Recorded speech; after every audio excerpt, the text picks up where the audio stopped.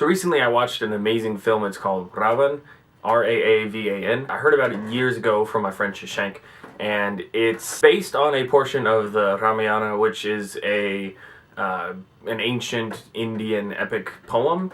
And the portion that this film covers is when Ram, who's the good guy, his wife Sita is captured by Raavan, who is this evil demon king, and it's Ram's attempt to go save Sita and bring her back and destroy Raavan in the process. The film was hugely controversial in India because of the way that modern Indian and modern Hindu culture sees the Ramayana.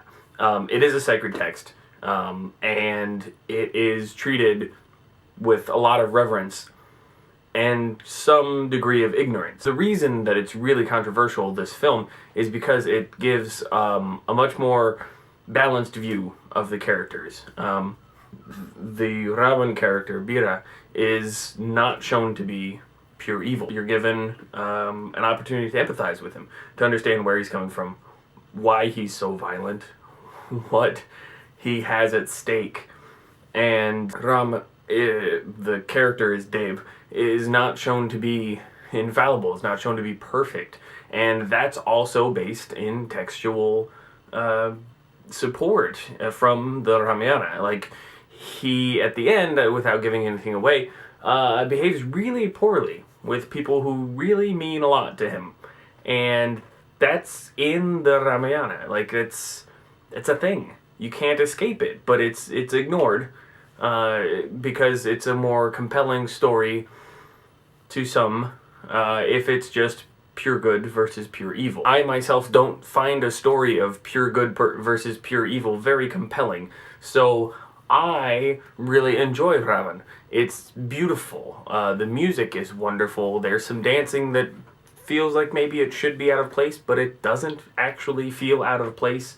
It's very violent at parts, but it's a great story. It's wonderfully done, and it deserves an audience, a greater and more receptive audience than it got in India. I can't say enough good things about it. The adaptation, which it's not really an adaptation, the retelling, referential sort of story that it tells, is amazing, and it's so well done. You don't have to know anything about the Ramayana. For me, it ended up being kind of Easter egg sort of things, where it's like, I bet that's Hanuman.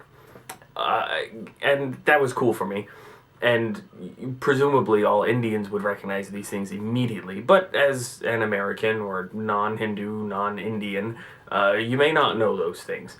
You don't have to. It's just a great story. And ultimately, what is successful about the film and what is compelling about the story of the Ramayana, and is the reason that it is still revered as literature, not as a religious text, is because it's got universal themes. It's got stuff that keeps cropping up in modern day, like the stories of betrayal, and I don't want to say too much about the ending, but like there's a great like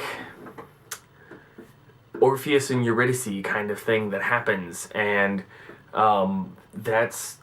it's powerful and it's beautiful, and the treachery and the misunderstandings, the kind of willful misunderstandings, and the throwing the baby out with the bathwater stuff that happens is very, very good and very compelling. And part of the film that affected me most was its examination of what it is to be good and what it is to be evil. It echoes the difficulty of winning hearts and minds that America tries to do in attacking warlords and stuff like that. Like, it's true. It's very true to life, because there aren't simple situations.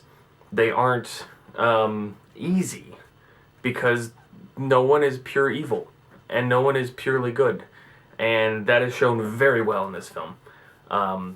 I really, really liked it. And I have read a few adaptations of the Ramayana because it's so interesting. It's such a compelling story. most recently I read a comic book adaptation that was terrible. But there are other comic book adaptations. There are a whole bunch. It's such a rich text that people are adapting it endlessly. And maybe someday soon there will be a big budget, spectacular like Raavan that is not objectionable to modern Indian, modern Hindu culture, and maybe that will be a thing that will be more richly rewarded. But I don't necessarily think it's going to be a thing that is better.